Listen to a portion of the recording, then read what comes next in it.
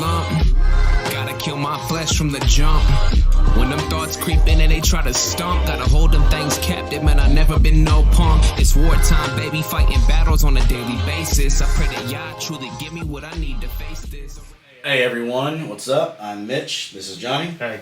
Welcome to Crush the Head. This is our first time doing anything like this, and we have no idea what we're doing. I'll just get right into it by telling you where our name comes from. Chapter 3 in Genesis, verses 14 through 15. And Elohim said to the serpent, because you have done this, you are cursed, more than all livestock and more than any and every beast on the field. On your belly you are to go and eat dust all the days of your life, and I will put enmity between you and the woman, and between your seed and her seed, and he shall crush your head, and you shall crush his heel. So crushing the head is more than just it's prophetic, but it'd be kind of like an identity, a battle cry, to a call to action to live righteously. There's definitely more to the story about how we came to use our name, Crush the Head, for the podcast or ministry, whatever you want to call it. And hopefully we'll get to tell that story to you guys as we get to know some of you and you guys get to know us.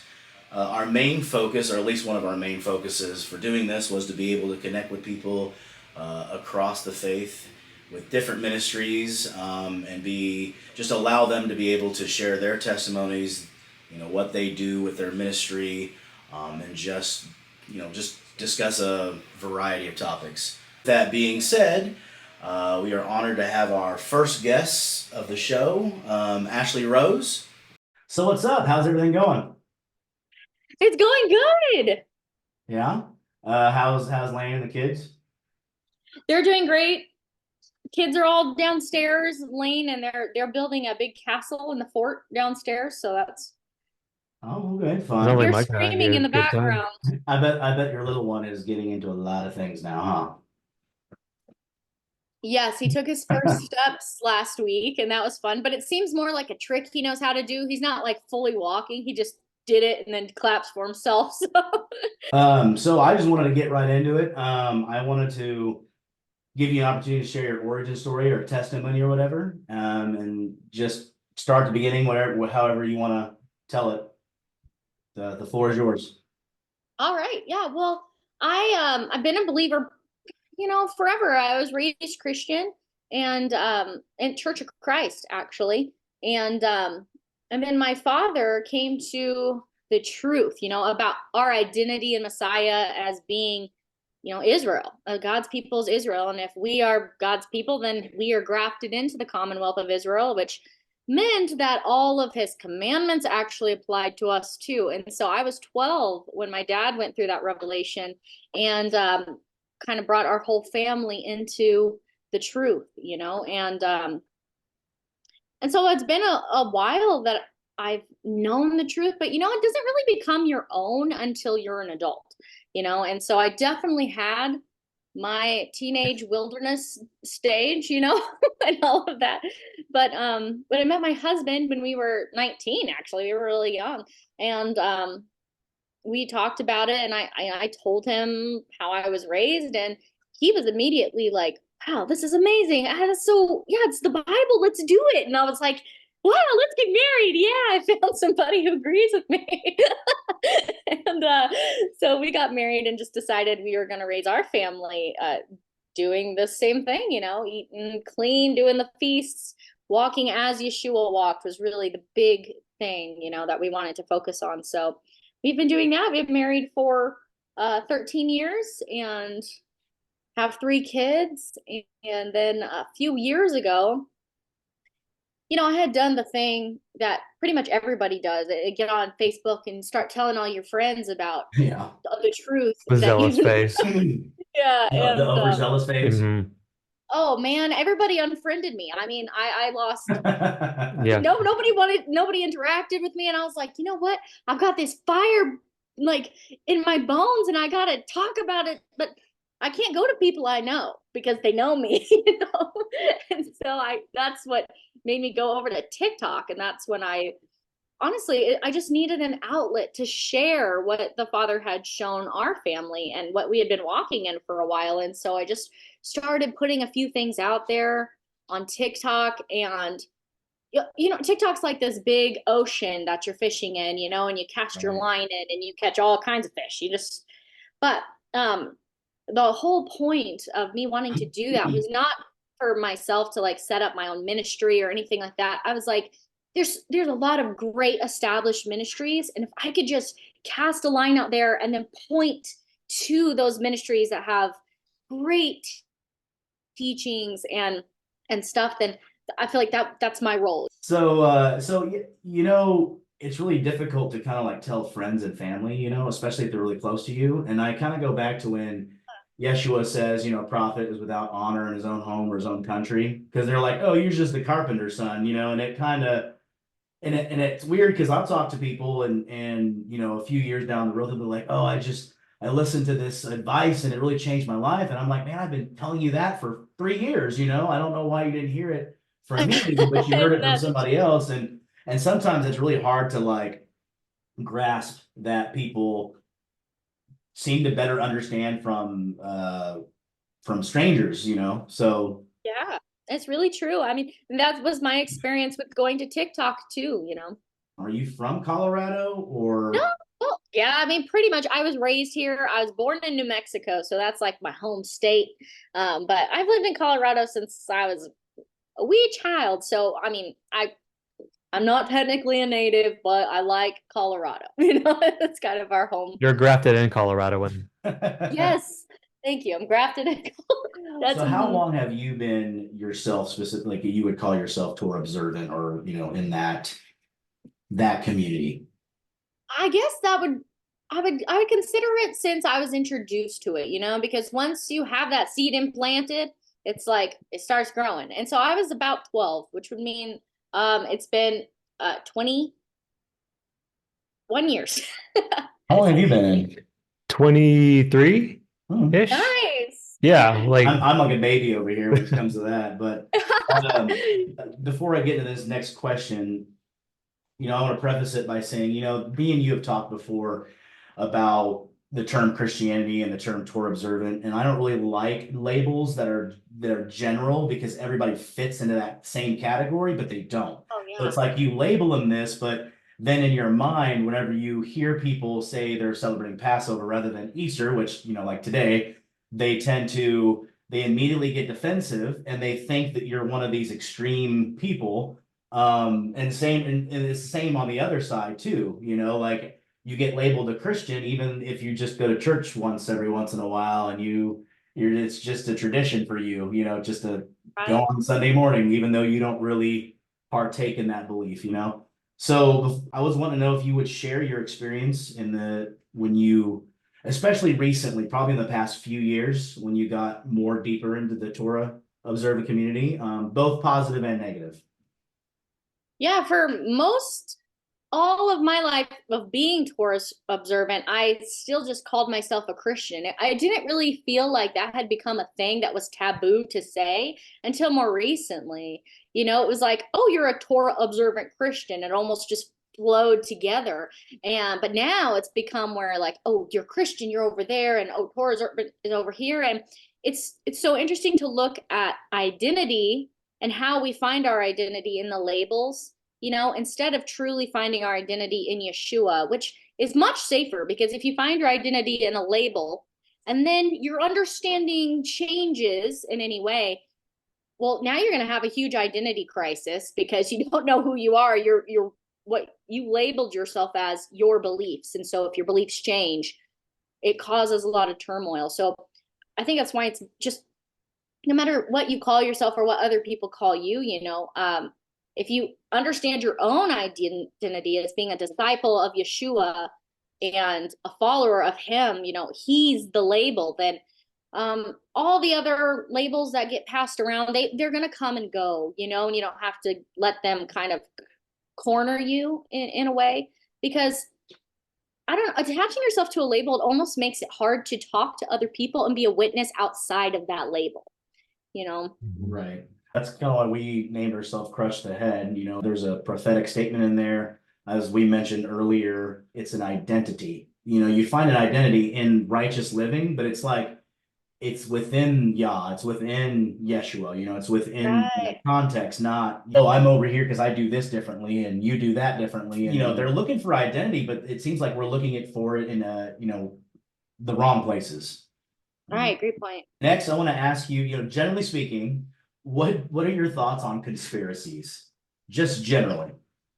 Generally, man, I've been down the conspiracy rabbit hole with many things, but I Like reminded everybody. of the verse. I think it's in Isaiah where the Lord he says, "Don't call conspiracy what these people call conspiracy. Let me be your fear and let me be your dread."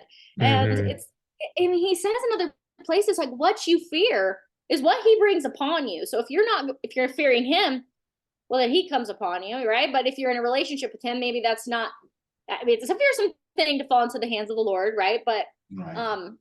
But if you're fearing the sword, you're fearing conspiracy, then that really is the thing that it comes upon your mind in that it changes your ability to interact with the world based on that worldview of conspiracyism. Conspiracyism is that? I like that. Like it makes me, I don't know. When I think about conspiracies, I look at ever since, we've known each other for a couple of years, 2.5, 3 years now, and it makes me think it's like an addiction. People want that next best thing, kind of just. And I've met people who one thing, they're on one subject this week, and then the other week they're on something completely new. I was glad that I kind of spotted that quickly and kind of avoided people that were like that because I felt that we were getting off into tangents that really didn't fulfill or even like refine us as people. And it makes Yeah. me think of Hebrews, I think it's 13:9, where don't get, borne about by various strange teachings or whatever. I think that warning is there because it's like that can become your gospel. And Oh, yeah. yeah, And I think it can hurt your witness too for people who aren't into the conspiracy. It might just scare them away from whatever you believe. It kind of make the people who are so hardcore into the conspiracies, it just makes them look, it kind of makes us all look like kooks when they open their mouths and because we generalize, we're all in the yeah, same yeah. It's category. like, oh, you do One person Passover, does you're it, part of that group. Yeah. right. Oh man, that's such a good point. It hurts everyone's witness when, ooh, Yeah, I mean, conspiracies are definitely, I feel like so when you come in, like a lot of people come in through flat earth, right? At least into the Torah observant community. And that's fine. I don't really care either way.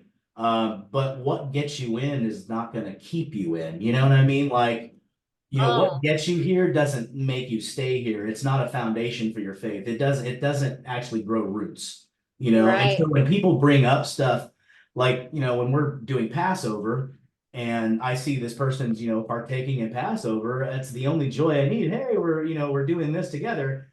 I'm not like, oh, you don't believe the earth is flat? Well, let me have to convince you. Like I don't understand why people feel like they need to convince everybody of every specific thing. That comes along with a lot of people who are just conspiracy theorists in general. But another correlation with conspiracy theorists is everything is pagan. So so like with that being said, are you what's some of the most bizarre conspiracies you've heard, or does it affect your tolerance level, or did you notice it begin to diminish? And pretty much, do you have PTSD, pagan traumatic stress dumbing? Like when you hear something, are you dumber for having heard it? What you just said is one of the most insanely idiotic things I have ever heard. Everyone in this room is now dumber for having listened to it. Oh, I know I am. yeah, I think there could be a couple things like that. There was one thing in particular that came out that was really big, and you're totally gonna know what I'm talking about. Is the whole idea of that the land of Israel over there right now is not really the land of Israel. Egypt is not Oh, really Egypt. America is Egypt, actually. And the promised land is in Missouri. Did you mean for all those words to come out together, or did they just fall out randomly? And, it's just, it's interesting. Like, we're already here, we've made it. I know we made it. We're we building. won. Yeah, that's it. We have to do it. Everybody can go home now. I think it does kind of push people towards this idea, though, that you can build your own promised land instead of hoping for the one that comes, like it says in Hebrews, we have no continual city here, and so we are looking for the heavenly kingdom to come. And when you say things like the promised land is actually Missouri, it's like, well, now you're not looking for the promised land that's coming. You're just making your own promised land, your own Goshen. And it gets real sticky when that happens. Lane actually said something. His statement was, who cares if America's Egypt? You know what I mean? And I always kind of took that stance, like, who cares? What does it change? What is it going to do for you? And a lot of people that, unfortunately, a lot of people that get off on these topics, they end up walking right out the door. I have this diagram or this image in my head where there's like this conference room, and there's many doors that get into this area. And there's one door that like no one ever comes through. It's like we're waiting for the Messiah, right? Like he's gonna come into the chamber, right? And we're all have come in through whatever door, and then some people get so distracted, we're like, oh, I wonder you came in through that way. And then so they start, they walk out that door, and then they don't even, they don't come back. They realize that they were in the truth, and they started worrying about these other things that pulled them away. So wow. That's what I picture in my mind. And I feel like that is the sum of, I guess, generally speaking, the Torah observant community, because you get good, fruits, and then you see people leave, going off down some crazy path, right? And you're just like, hey, where are you going? Why are you leaving the chamber? Like and then it's the same concept with when we're witnessing, like we were talking about earlier. If you is that Leif? Yeah, it's Leif. Here he goes. So it's when you're telling somebody about something, and someone's like, hey, so I've been wondering why we're searching for Easter eggs, on this day. Like, what's up with that? And then like your response is like, yeah, but let me tell you about how the earth is flat, like they knocked on one door and you're trying to, you're shutting that door and telling them to come down, come through a different route. Your story, the language. Yeah, other conspiracy theories, you've heard like the English language, you've probably heard it, that the English language is all just occultic and it's all evil, at its root or whatever. Yeah, you can't say bless you.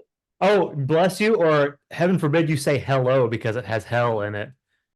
No, I didn't make that up. I've heard 3 different people say that. They're like, oh, wow. I just cringe when I say hello because it has hell in it. And oh, every time you answer the phone, you say hell, oh.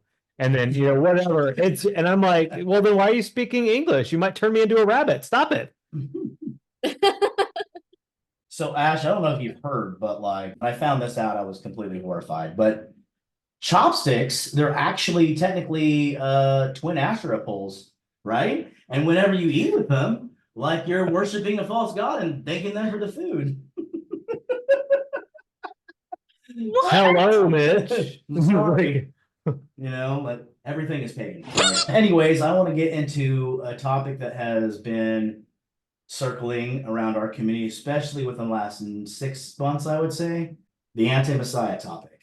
And a lot of people that we have known, some of them really surprising, have since denied Yeshua and are pretty much just saying that everything is false. I've seen some where it's like it's unraveling now. Like there's things that they're starting to, oh, well, this is not real either. And it's like now they don't believe in the prophets anymore. And it just keeps going and going.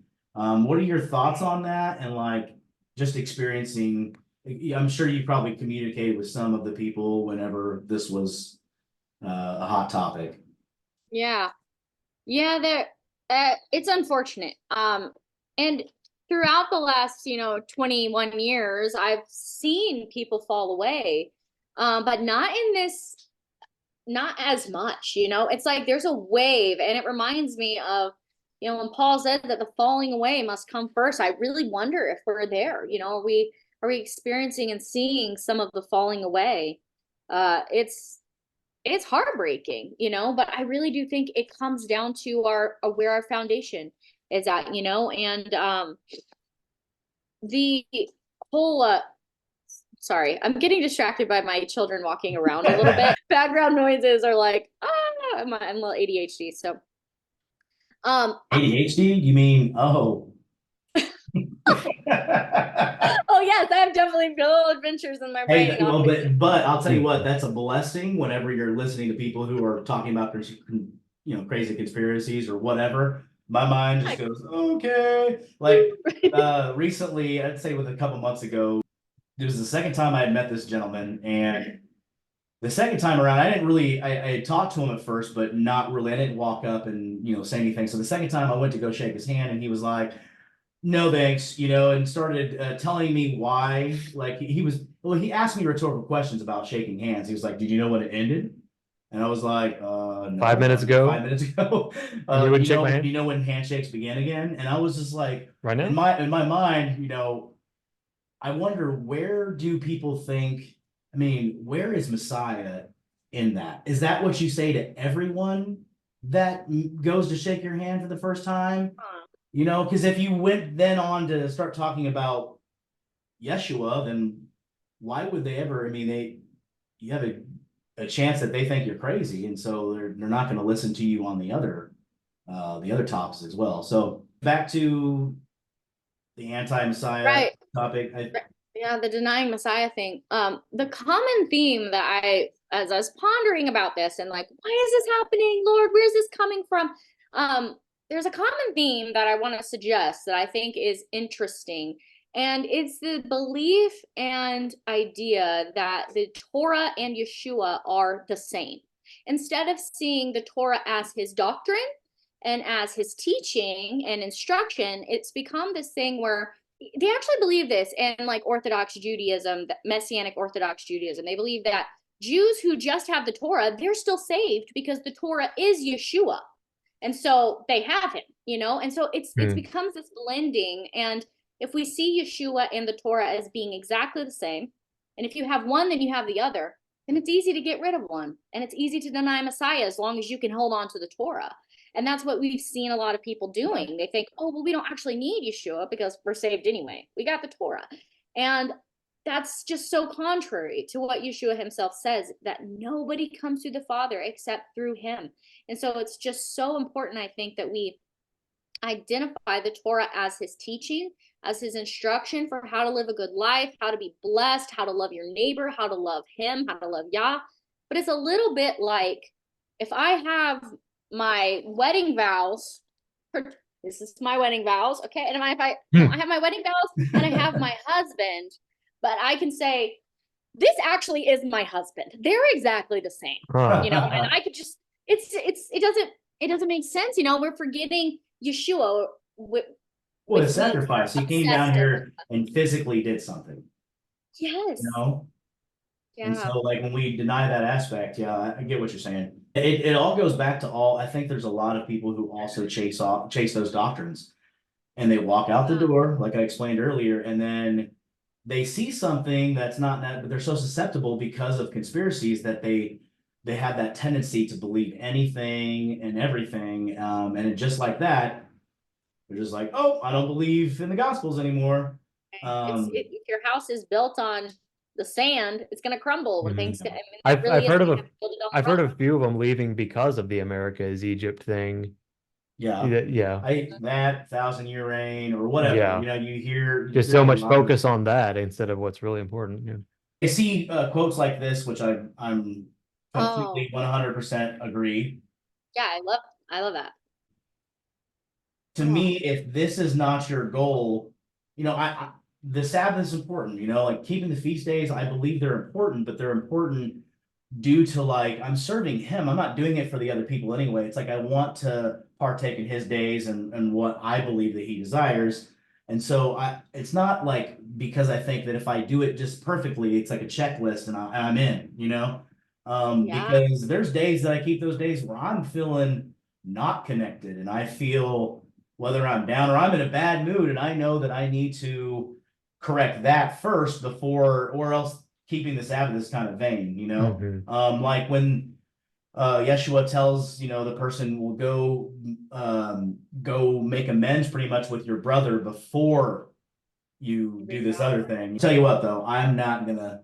That's just because I have to remember. I have to remember that is my foundation. Like when I saw it's chapter 5, Matthew, where he's saying, "Hey, I've not come to destroy the Torah, but to fulfill it."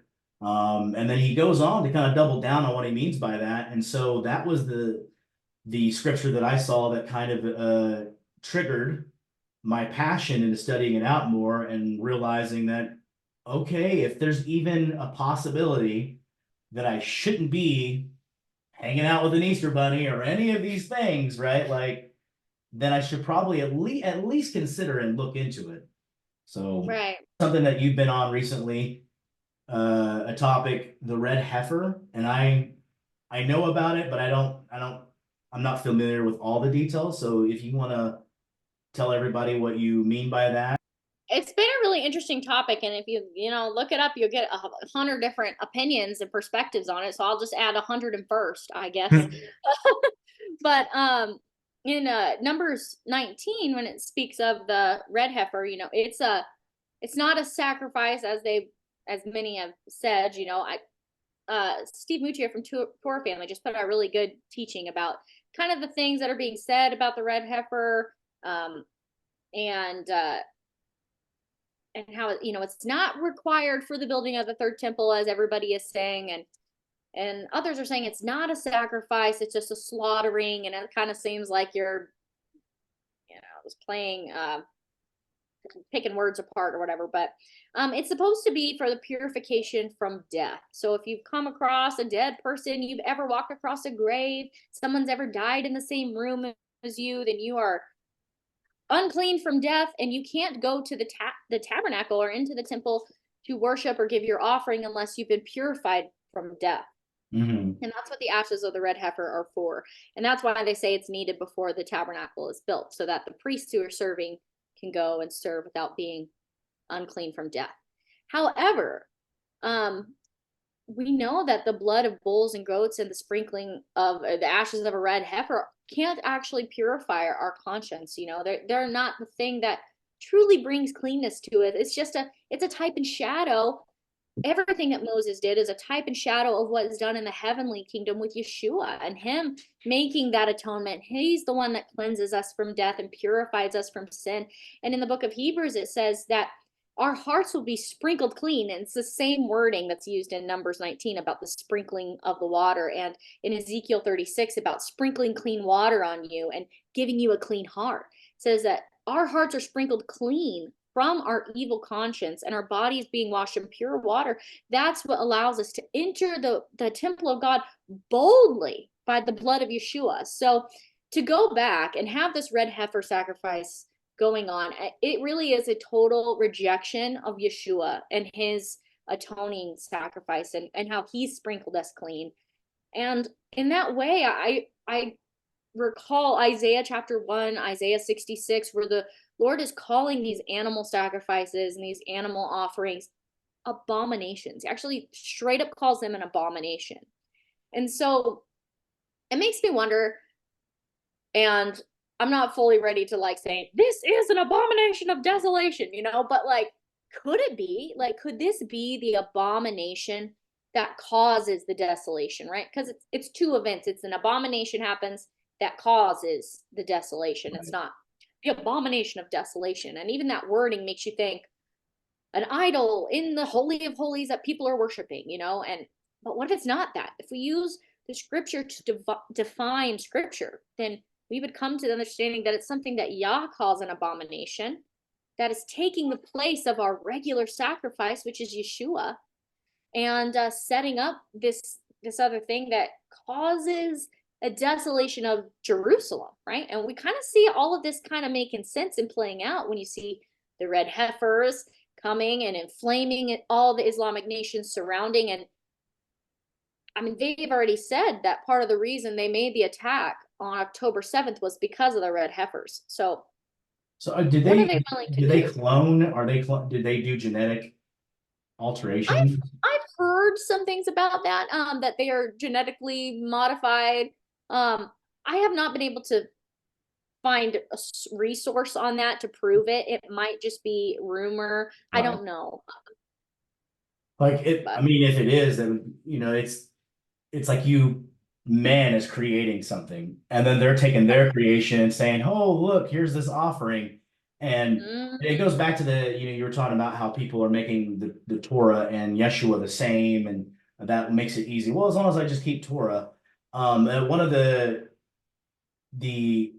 arguments on that side was, you can't, you're responsible for your own atonement, like your own choices. And I agree that we're responsible and accountable for ourselves, but at the same time, I see in scripture, I think I was just reading Psalms, I forgot which chapter, but where David is talking about the atonement comes from him. Like everything that our atonement is not something that we were like, oh, here, this is for our own atonement. He always gives us the sacrifice. And so if it is Right. true that they're doing anything to make the red heifer this perfect, in their minds, then I think we're missing the point. I think that he's supposed to be the one, and he already has through obviously Yeshua. But even before then, back in Old Testament times, you still have that the concept that even though we are supposed to keep the commands and all that stuff, atonement is still a gift from him. Right. So Man, that's such a good point. I agree. we have some questions from people that you know. Oh, You remember Aaron, drummer Aaron? yeah.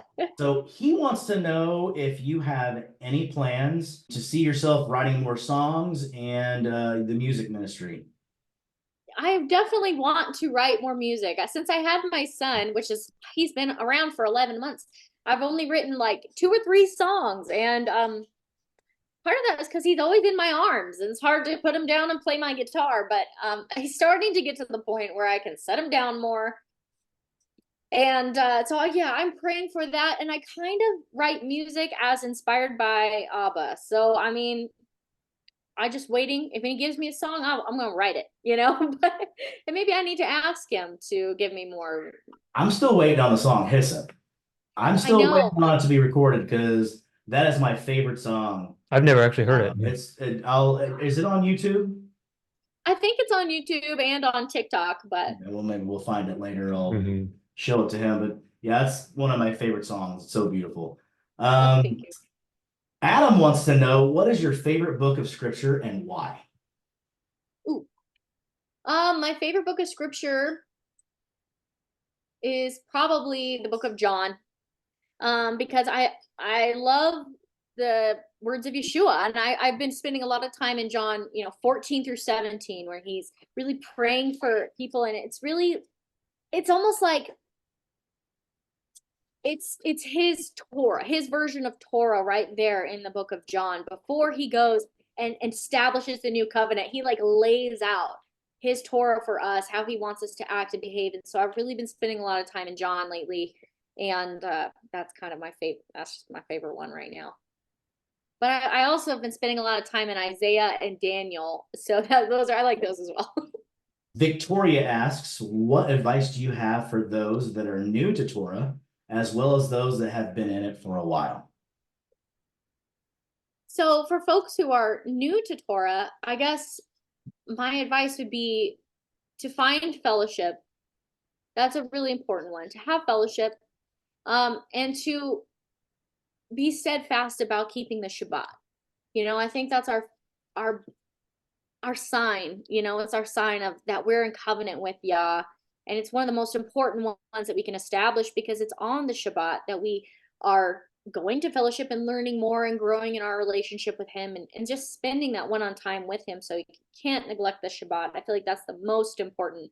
And for folks who have been in it for a while, I would say to just stick with the word, because in our pursuit of Yah, it's easy to pursue knowledge, and sometimes that knowledge that we're pursuing takes us off and down paths that gets us away from the pure milk of the word, which is, I feel like we should desire the pure milk of the word, and that's where faith comes by hearing the word. So if we want to really grow in our faith and in knowledge of him and not just knowledge about things, we just got to spend our time back in the word. You think the milk of the word, a lot of people they're like, oh, well, I keep Sabbath and I do these things. But at that time when that was written, they were also keeping the Sabbath and doing those things. So what are you saying that they're doing different? And I think it comes down to that genuine love for your brothers and sisters that's not overbearing, especially on gray areas that you don't absolutely know what is what. It becomes very like judgmental, and then we start, I think people in the Torah observant community start looking like a laughing stock. If they were known for how they are peaceful with each other all the time and this nonsense drama that happens, then I think that people would see a different side. And it's hard to see what is, the tangible truth, and the spirit of the truth, right? It's hard to see that truth because of all the bad fruit, I would say. James still, he wants to know what you think about the New Jerusalem and if it will descend at the beginning or the end of the millennial reign. I think it comes down at the end there. I think we're taken into at some point. I kind of hold a pre-wrath view of the tribulation, so I do believe that we're gonna have to go through some of it, but that we're spared from his wrath. That certain people are spared from his wrath. The Church of Philadelphia, it says Right. that they will be protected during that time, and that maybe they're kept up in the New Jerusalem, hidden away in the chambers with the Messiah. But then it would be at the end of the great tribulation and the wrath that I believe that's when the New Jerusalem comes down. And so it's not really at the end of the millennial kingdom. Maybe it's the beginning of the millennial kingdom, but not right when stuff is starting. How about he also wants to know your thoughts on the cosmology. Man, I have gone. I don't know. I'll just say I don't know. You know what I think? I think the Earth is a cube. Everyone is wrong. It's neither round nor flat. It's a cube. You're all wrong. Yeah.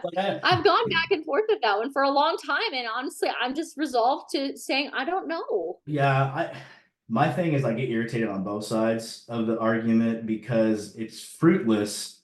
It doesn't matter whenever we get up there. And if he ever or whatever, when the judgment comes, if there's a question like, all right, how old was the earth? You know what I mean? And I'm gonna fail, and I'm just gonna be like, oh well, should have done more studying. Why But didn't you listen to right, more and so Flat Earth yeah, I mean, podcast? I don't care whether you're flat Earth or you're round Earth. What I dislike is the fruit that comes in the arguments. Like, Yeah. I don't need to convince you if your truth mainly is grounded in Yeshua, right? I don't care. And then on the other side, people, oh, you're a flat earther, you must be stupid. Would they ever change their minds now and listen to you, or are you just gonna insult them and call them stupid? Because I've met a lot of intelligent people that believe in flat earth and vice versa. And I wouldn't say that one thing defines whether somebody's intelligent or not. No, not at all. Unfortunately, I see on social media where people will react with laughing emojis on things that aren't remotely funny, and it's truly Yeah. just condescending. That's all they're doing. It's so passive aggressive. Yeah, it's just like I disagree with you, but I'm just gonna laugh at what you said because I really don't either think you're worth the time to talk to you, or I'm not intelligent myself, enough to have this dialogue. I'm in agreement with you. I don't care. It doesn't Yeah. matter to me. Yeah. Lyndon wants to know what your favorite Bible story is. Even though you said the book of John, what is your favorite Bible story? Oh man, that's a good one. What is my favorite Bible story? I think I really just enjoy Noah. I think there's a lot of deep, meaningful things in the book of Noah. Um, the book of Noah and the Genesis of the story of Noah. The book of Noah. That's a new book. I'm just kidding. Enoch. Yeah, the story of Noah. I really like that one. I think it has a lot of interesting information about what we're looking for in end times too, which is something that I really love eschatology and studying end times. So I love looking at the days of Noah and pondering like what is it going to be like, and looking at the dates that those things are happening. But my favorite thing from the story of Noah is how he talks about being in the ark and how the ark is covered inside and outside with, he says kafar. I'm pretty sure the word is kafar, and it means atonement. And so if you're Hmm. being saved in the flood during the end times, like you got to be covered inside and outside by atonement, which is Yeshua. So I just see a big picture of Yeshua right there with that atonement being the thing that sealed the ark to make it Right, and it safe says from that all the the waters. word of Yah didn't say his hand shut him in to the Yeah. ark. He closed up the door. Yeah. Do you have any questions that you had? I have a couple actually. This is just kind of a curious thing with a lot of Torah believers that I like to talk about or ask them. What was the most difficult against Torah thing to give up when you first came into it? Like I Um, know mine was holidays. I liked Christmas and Easter, and I was like 12 years old, and I'm like, why can't we do Christmas anymore? So I guess like, what was yours? I think mine would be the same actually. Looking back, like when my dad came to Torah, we were really little, and I remember him sitting down and talking to us and saying, "You understand why we're not doing Christmas anymore?" And my little brother said, "Cause it's a pagan holiday." Said it's pagan, and and it was hard. And actually, I grew up in a family that was divorced, so my dad, he kept Torah, and on my mom's side, they were Christian, but they didn't do the feast days, and things like that. And I had a stepdad who made pork chops all the time, and Mm, he's not my stepdad anymore. But it was really hard growing up hearing like, oh, you think you're too good to eat pork, or it hmm. was like it was a lot of that was really hard for me growing up in with that, him saying things like that, because it's something that I just truly, I had a passion for the Lord, and I always have it. And it was hard to hear it from a parental figure when you're a kid, that Hmm. what you're believing in and what you're doing is somehow wrong, or that you think you're better than someone for doing it when that's totally not why, Right. and so Well, you should, that at was least you probably the shouldn't hardest think thing. that. Unfortunately, there are probably people out there that think that, or at least, they're not Right. willing to admit it. Their pride in keeping the feast days or whatever. Um, today it's irony that we asked you to interview today, and I really wasn't thinking, but today is Easter, Yeah.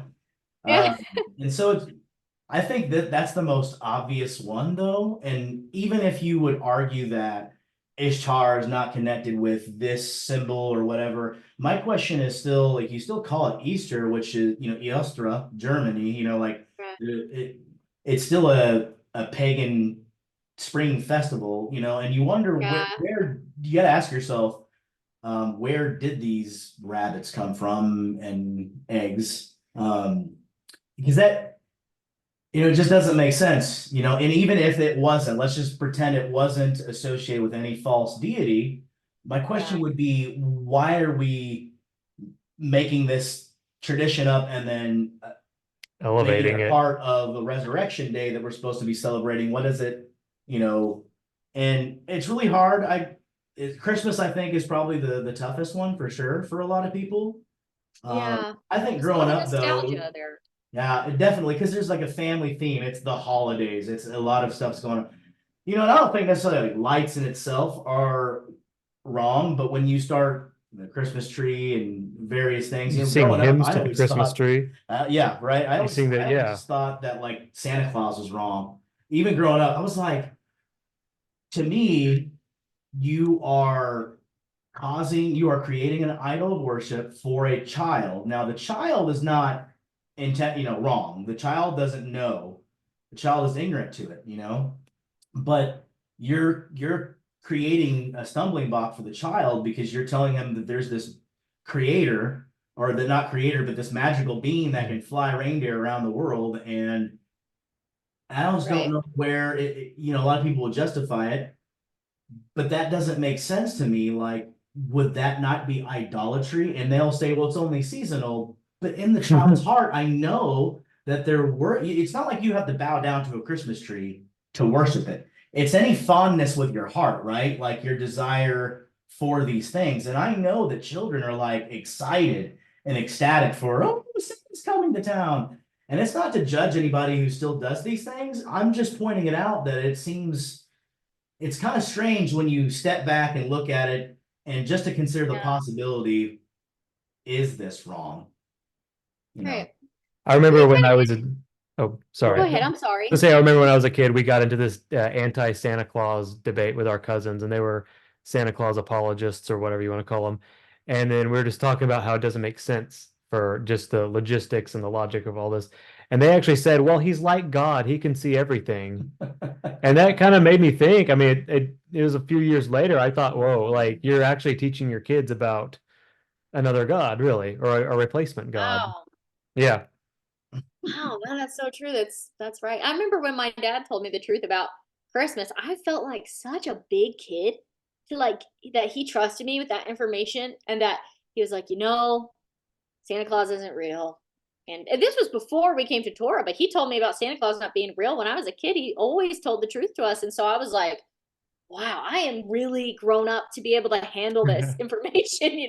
So I would be hard to come from the other side where your parents are lying to you. That's tough, man. I'm grateful that my dad told me the truth about that. But isn't it interesting how with things like Christmas, they take a Christmas tree, an evergreen tree, which is something that Yah uses to describe his people who are abiding in his Torah day and night. Mhm. That their leaf never withers, Withers. and they're and even with Sukkot, we put evergreen branches over the sukkah, but it's like taking something that Yah made that represents his people being evergreen, and instead, we're gonna make it about this thing over here, decorate it with silver and gold, and it's like it's changing it. It's yucky. Just something yucky about it. it's really difficult because we said earlier, like a prophet is without honor in his own home or his own country. And I kind of feel like that, like it would be better off if a stranger were to tell him this. And speaking of which, though, and I love my family. Yeah, By the way, my mom said after meeting you, she said that you had a very pleasant personality. So I want to let you know that. So, he's sweet. um, one more question from Lyndon. He actually wants to know why inspiring philosophy on YouTube hates you so much. Gosh, I would love to know, but he picked on me a lot. He's like really picked on me. And it's okay. It's all right. Some people just don't, you can't, not everybody's gonna like you. That's what it comes down to. It's fine. I don't know, but yeah, he did pick on me quite a bit. I don't even know who it is. Linda just told me to ask. I was like, all right. Well, what one that I had was how do you deal with questions or criticism from either non-believers or non-Torah observant family or friends, like either completely non-believer atheists or maybe they're more on the Christian side of things. How do you kind of have you found as the best way of dealing with that criticism? Um, Really, I know there's gonna be criticisms, but I haven't had a lot of people that know me personally who are harsh and mean. That mostly Hmm. happens on the internet. Because when you're sitting down with someone face to face, it's so much different than the keyboard warriors who are over here just ripping you a new one. It's like, and so I try to have more one-on-one conversations with people in person when I can, and or even over a video chat or voice memos, even just sending voice memos instead of text messages. People need to hear your tone and they need to hear your heart about how Right. you love them. It really comes down to that. And so I think that's the biggest way to talk to other people is make sure you're being just so intentional about your communicating and being gentle and respectful. Because most people, I mean, there are some hurt people out there who will yell at you, but when you're nice back to them, it kind of calms them down. Hmm. Social media is a very definitely there's more negativity in it. Yeah. However, it's still just a system, and you can choose to be positive or negative, and sometimes we can get right sucked into I'm just as guilty as the next person. Yeah. Me But too. ultimately, I don't desire to be that. I don't desire to be a person who just wants to, especially on social media. Like no one ever changes their mind.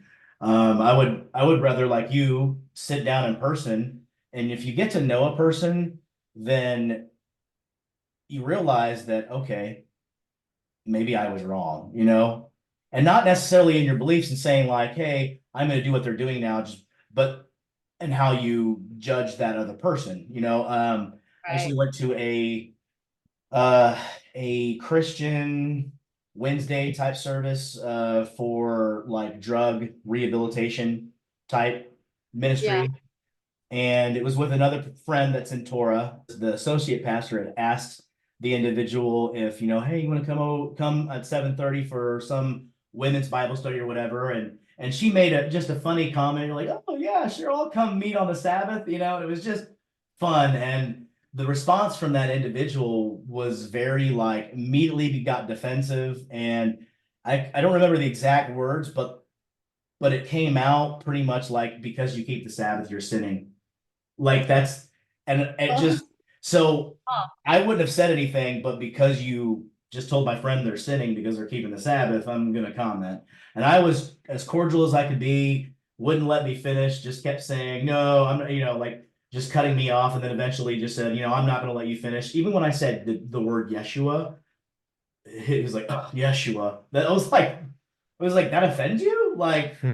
you know, even if you would have said, I huh. said Jesus in the conversation too. Like the name is not something that's like, it's important to me in my relationship. It's not in direct communication with people, because I know the Right. character of the name is the more important aspect, not how you pronounce it. Because we could all get up Right. there and he'd be like, all of you are wrong. You know? So, Yeah. but, and speaking of Christians, and I'm not generalizing. I mean, there's different ones. You know, they're not all the same, and a lot of them have many fruits. And I love them. And I'm going to be interviewing many who may not be in where I'm at, and I want to amplify their ministry still, because I look at, hey, you're feeding the homeless, you're getting people off drugs, right? Like you can't just walk into an addiction treatment center and just ram the Sabbath down somebody's throat while they're trying to get off heroin. You know what I mean? What is the priority at that moment? And I think that a lot of people, when we come into Torah, the overzealousness, we think that we can cram the entire thing into everyone all at one time, and that's not like a process of when you make a garden, right? Things sprout, they grow, right? You can't just snap your finger and, oh, I'm doing everything right now, and but that's been The my lifelong experience. I feel pursuit. like I am defending I'm defending Christians from the Torah Nazis, or the Torahies is what I would call them. And then I'm defending the Torah that Yeshua taught from the Christians often. And it's nice every once in a while to find those people that are kind of like, they don't judge, and they've got it. They do a lot of good things. They have good fruit. And I would rather, like in Revelations, when even the churches that weren't doing everything correctly, he still pointed out the good before he said, do this. You know, like he's Right. like, hey, I appreciate you standing against evil and doing these things, but here's what I have against you. He didn't just go, you're wrong, you're wrong, you're wrong, you know. And Right. He Abraham, when commends he's and then talking, he's rebukes. literally trying to get God not to destroy Sodom and Gomorrah, which is probably, we can't even comprehend how evil that place was, or those places were. Right. And so if he doesn't even know these people, and the only person he probably would generally care about is Lot. Lot and, you know, his relatives there, yet he's Yeah. still saying, please don't destroy the city. Why? You know, and I look at that as like when he was bargaining for human life. I think I saw Messiah there, like knowing that he was going to have to do it, right? There's a reason he would have to do it, but like that he appreciated the grace that Abraham Yeah. was showing, because that grace came from him, you know? And Right. that's Wow. a very profound story that I think a lot of people in Torah forget. You know, Messiah says, if you were the sons of Abraham, you would be doing the deeds of Abraham. I think John the Baptist says that too. Right. And so I tend to think it's because of that grace and that mercy and the true compassion of trying to help people. Yeah. That's a great point. This person's anonymous. They wanted to know, does someone being hatched out of a lizard egg bother you?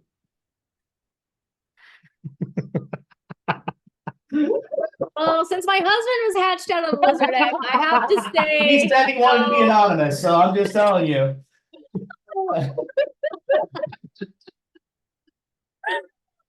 So does it? Tell the story, because I have no idea. Okay, yeah.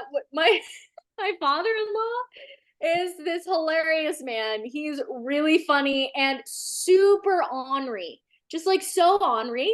Mhm. And he told my husband when he was a little boy that he was hatched out of a lizard egg, and that's how he was born. So Lane thought he had been hatched out of a lizard egg. That's awful. Hilarious. So he figured it out, probably health class or something. But yes. So he lovingly tells our children that they were also hatched out of lizard eggs. And Right. Also, he wants to know, when is dinner going to be ready? We're going to move on to, this is a segment called, it's Crush the Head or Sweep the Leg, right? Now, Crush the Head obviously comes from Genesis chapter 3, verses 14 through 15. And then the serpent obviously bruises our heel, and so technically it's like Karate Kid, right? Sweeping the leg. yeah. So anyways, I'm going to show you some images, and then you tell me whether or not you think it's crushing the head. Okay. That's crushing the head. You think so? What do you think? It's crushing the head, but like thinking about it from, in my perspective, I saw the person who shared this, right? Okay. And I'm like, are you bragging about how you're doing this? Like, and it feels like these both people need to work out because they're both really weak. I don't know. They are pulling it with one arm though, so well, that is true. They're both pulling with one arm. But also, like, why are you dragging the feast days? Like, I thought it wasn't supposed to be. Oh, I see. So you got to really think about this. Right. No, yeah. So not doing Christmas is great. That's fine. Now, obviously, the guy with the Christmas tree is definitely sweeping the leg. Oh, but you're not pulling it behind you like a burden, huh? Right. It is, but also, is it prideful to share this? Like, and say, hey, look at everyone else, but this is me? You're right. Can I change my answer? Yes, you can change your answer. Sweep the leg. Okay, yeah, you're right. Yes. Okay, I'm gonna have to put my real thinking brain on. All right, here's the next one. I understand the game better now. All right, here's the next one. Tora, keep it. I think it's kind of funny. I think someone I don't know, someone did it to probably make fun of people, because there are a lot of people in Torah that I could say this is what they act like. Yeah, I will say, if it's right, like, hey, we made it through. Like, if this is truly how you feel during Christmas, then you might want to like toughen up. Stop it. Get some help. Christmas music though does make me, I do get glad. I'm like, oh good, no more Christmas music. I like winter music. Right. I'm all about winter music. I'm just like, I won't listen to the Christmas songs, but I love winter songs. So right. Fair enough. I think because obviously because Christmas, you are mixing with pagan symbolism, but you have a lot of songs that are, if you listen to them at the deep core, if you were to apply them to the truth, then like they're fantastic. O come Emmanuel. Yeah, like they're definitely great. Sing that on Sukkot. Many like, oh, people are like, oh, Christmas tree, like, oh. I think that meme could probably go either way. Yeah, I could see it go either way. I lean towards sweep the leg though, because of the victim mindset. Yeah. There was another one, and I think I found it. Let's see. I can't find it now. Whatever. Anyways, pretty much it was definitely a sweep the leg moment where a person was pretty much like, oh, I went into a Christian setting and didn't have really good grammar and whatever he said, but he was like, oh, I shared the truth in Yahuwah and made them mad and they kicked me out. Is this where you want to be when Jesus comes back? I remember as if that was acting as if that was what you're supposed to do. It's a bold strategy, Cotton. Let's see if it pays off for him. So this guy went into an Iowa Capitol building. I heard about this on the Capitol, news. Yeah, right. And I don't even know what I just want to know what weapon he used, because it said he chopped off the head. I think that's a crush the head moment. Yeah, literally. He obviously got charged with jail. Yeah, but that's crushing the head. That's crushing the head. I would say this guy's name is Michael Cassidy. Michael Cassidy, if for whatever reason you're watching, we want to have you on our show. Ask you what that experience was like. Yeah. So, and then obviously you saw this earlier today. Yeah, I shared that one on Facebook too, from y'all's page. Yeah.